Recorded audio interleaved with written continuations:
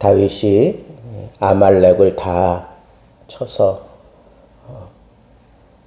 그들로부터 빼앗겼던 것을 다 찾아가지고 풍성하게 전리품을 챙겨가지고 시글락으로 돌아와서 있는 동안에 사울 진영에서 한 청년이 시글락으로 찾아왔다.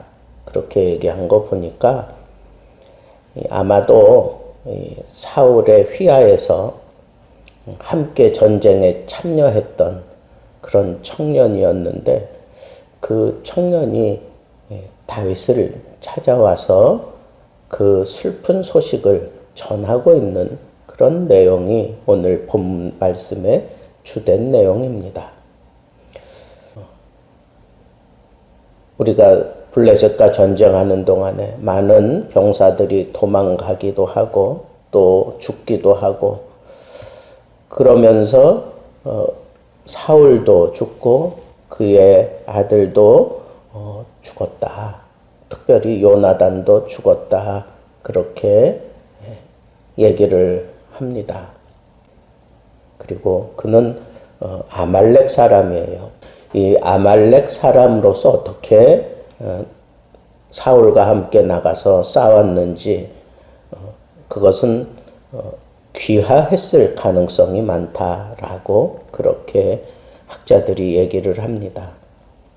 그래서 이 귀화하고 난 이후에 사울에게 차출을 당해서 전쟁에 참여하게 되고 또 아니면 일찍부터 사울의 군대에 소속이 되어가지고 다윗을 추격할 때에도 이 청년이 거기 있었는지도 모르겠어요. 왜냐하면 다윗이 지금 어디에 머물러 있는 것을 정확히 알고 그곳으로 찾아온 것 보면 그럴 가능성도 농후하지요. 어쨌거나 지금 이 청년은 사울이 죽었다는 것, 그리고 요나단이 죽었다는 것, 이스라엘이 대패했다는 것, 이것을 다윗에게 전하면 다윗이 자기를 칭찬해주고 그리고 상당히 큰 기쁨거리를 가지고 왔다고 생각했던 것 같습니다. 다윗이 어떻게 네가 사울이 죽은 것과 요나단이 죽은 것을 아느냐 콕 집어서 그렇게 유도 신문을 하니까 그가 거짓을 이제 보고하기 시작을 합니다. 그래서 오늘 본문을 이렇게 읽어 내려가면 마치 창에 엎드러진 것처럼 그렇게 묘사되어 있는데 원문을 보면 이 창에 엎드러졌다는 표현이 아니라 창에 기대고 앉아 있었다라고 하는 그런 표현으로 학자들은 이해를 합니다. 그러니까 그가 정말 자살을 시도했지만 온전히 죽지 못하고 있는 그런 상태인 것처럼 그렇게 얘기를 하고 있는 거죠. 그런데 사울은 칼에 엎드러졌고 그리고 그가 죽은 것을 보고 무기 든 자도 거기서 그대로 그렇게 죽었다고 그렇게 기록한 걸 보면 지금 이 소년은 다윗에게 거짓으로 보고하고 있는 것을 알 수가 있습니다. 온통 거짓이에요. 슬픈 척한 거죠. 머리를 풀어 헤치고 죄를 뒤집어 쓴 그런 모습으로 다윗의 진영을 찾아온 것하며 그리고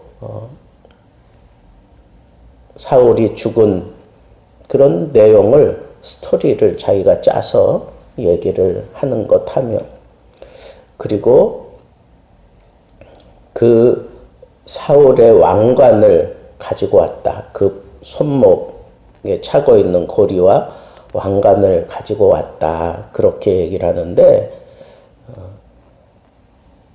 왕관을 쓰고 전쟁에 참여하지 않습니다. 그냥 머리에 이렇게 띠를 두르고 금띠를 두르고 그리고 이 손목 고리는 차고 그렇게 전쟁에 나갔을 겁니다. 그래서 그것을 챙겨가지고 왔다라고 그렇게 얘기를 하면서 이것 보시면 정말 사울이 죽은 것을 알 수 있지 않겠느냐라고 하는 그런 모습으로 그렇게 보고하고 있는 것을 보게 됩니다. 그래서 온전히 죽지 않았던 사울이 내 목숨이 붙어 있으니까 나를 죽여달라고 그렇게 부탁을 하고 자기가 어쩔 수 없어서 그 모든 상황을 보니까 내가 사울을 죽이는 것이 옳겠구나라고 생각하고 아직 목숨이 붙어 있는 그를 죽여서 그의 고통을 감해 주고 자기는 이 금띠와 그리고 이 손목 고리를 가지고 당신에게 왔습니다 라고 하는 그런 보고를 하고 있습니다.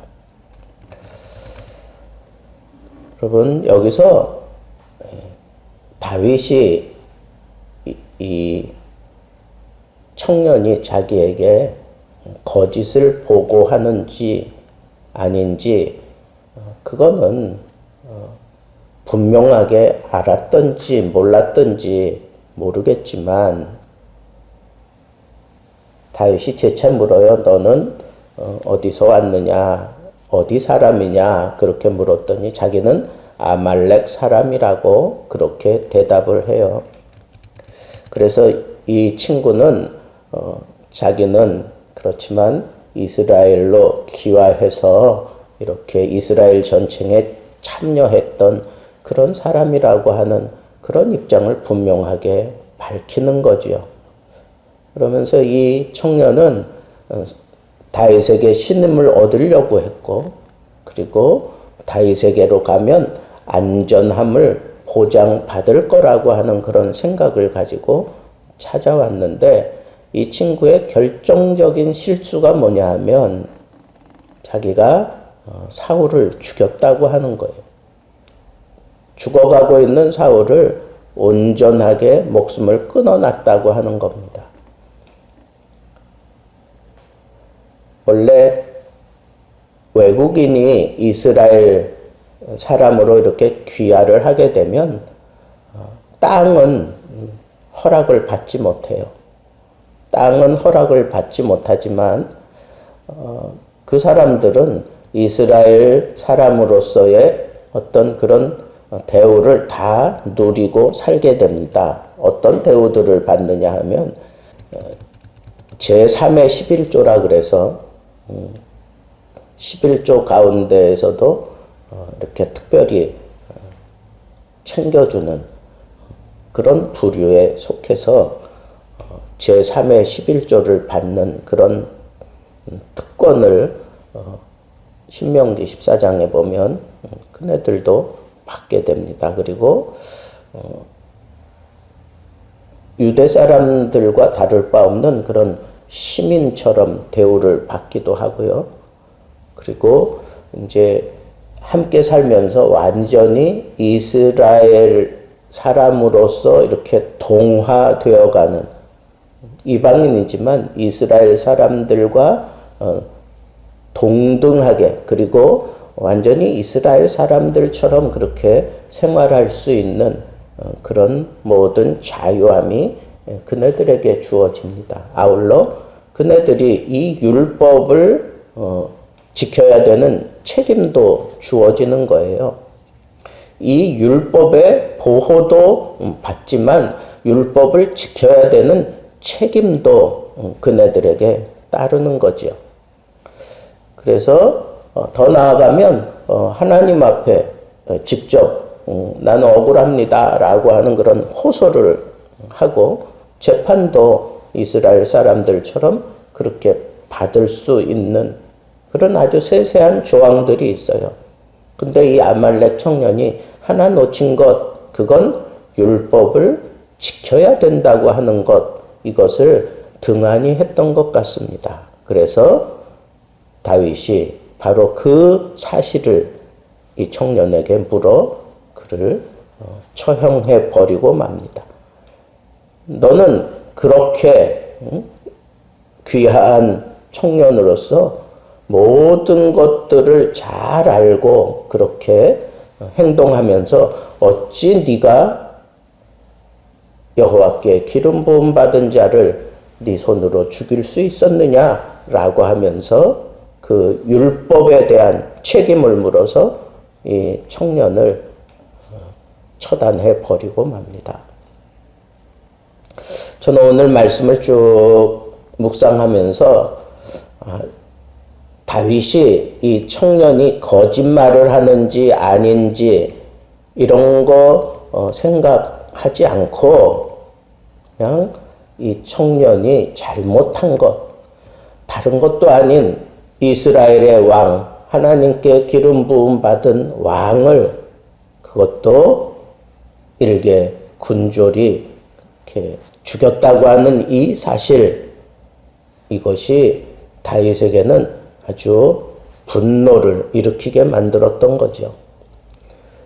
자기도 사울을 몇 차례 죽일 수 있는 그런 기회가 있었음에도 불구하고 또 부하들이 이건 하나님이 주신 기회다라고 생각하며 당장에 사울을 죽이자고 했을 때 두 차례나 내가 여호와께 기름 부음 받은 자를 내 손으로 처단할 수는 없다고 하면서 사울을 안전하게 그렇게 돌려보내고 있는 그런 장면들을 우리는 너무 선명하게 잘 기억하고 있습니다.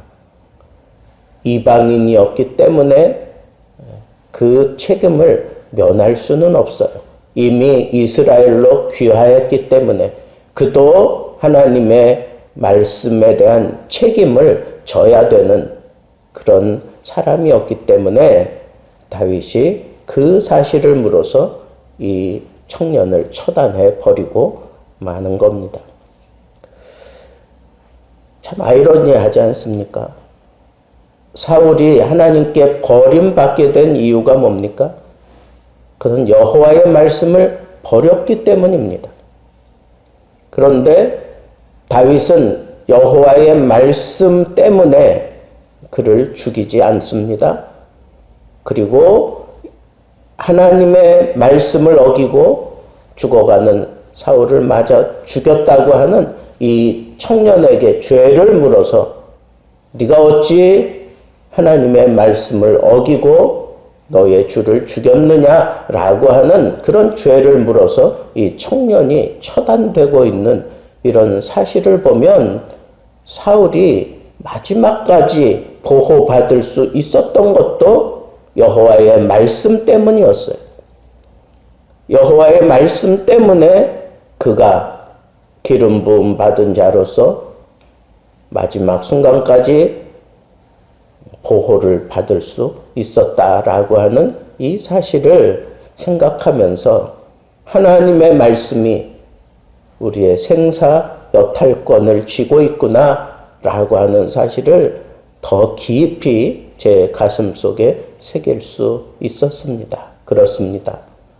오늘 우리 인생의 생사 화복이 하나님의 말씀에 있고 생사 화복뿐 아니라 내가 정말 하나님의 말씀에 의해서 철저하게 보호함을 받는 존재구나라고 하는 이 사실을 우리 가슴에 새기고 정말 하나님의 말씀을 사랑하고 하나님의 말씀을 깊이 묵상하고 하나님의 말씀 앞에 부끄럽지 않은 모습으로 그리고 하나님의 말씀을 우리가 우리의 가슴에 등불로 삼고 살아간다면 이 말씀이 나에게 힘이 될 뿐만 아니라 이 말씀이 나의 등불이 되고 내 길에 빛이 되어서 나를 온전하게 인도하고 온전하게 보호해 준다라고 하는 이 사실을 우리는 놓치지 말아야 하겠습니다.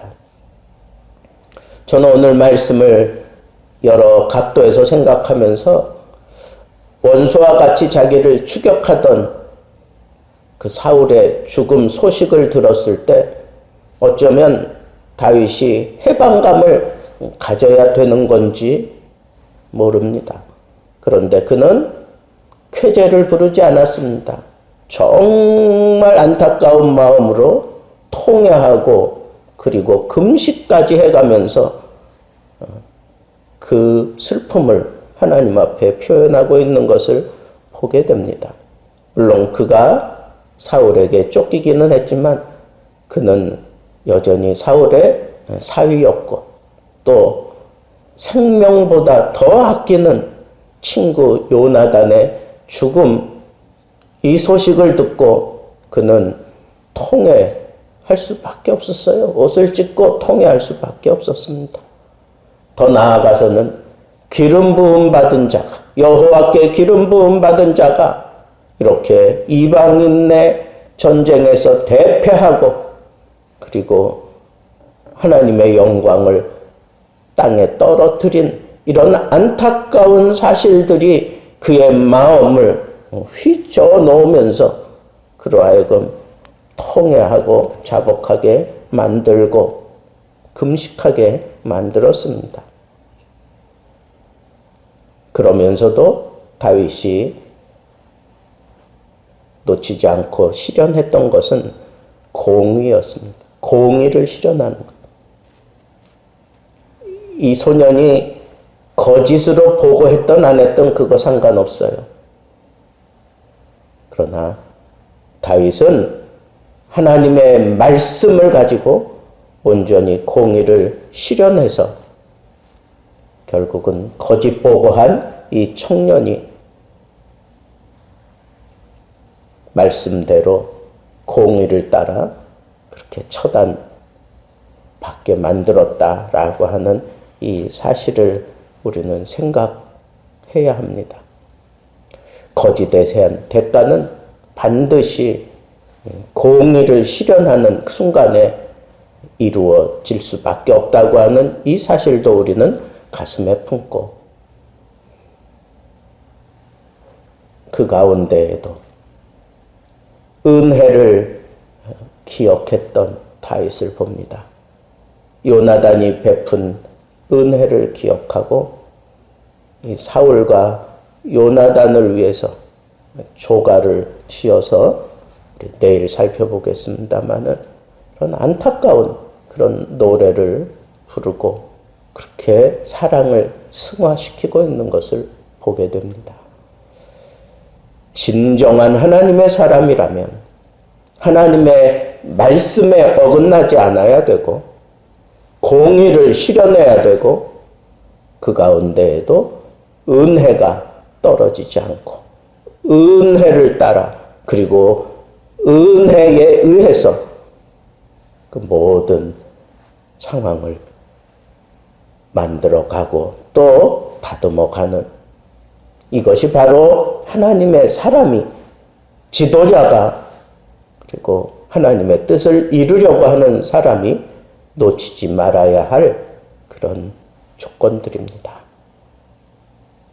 하나님의 영광을 위해서 산다고 하는 것, 그런 고백을 하고 우리가 신앙생활하는 건데 우리는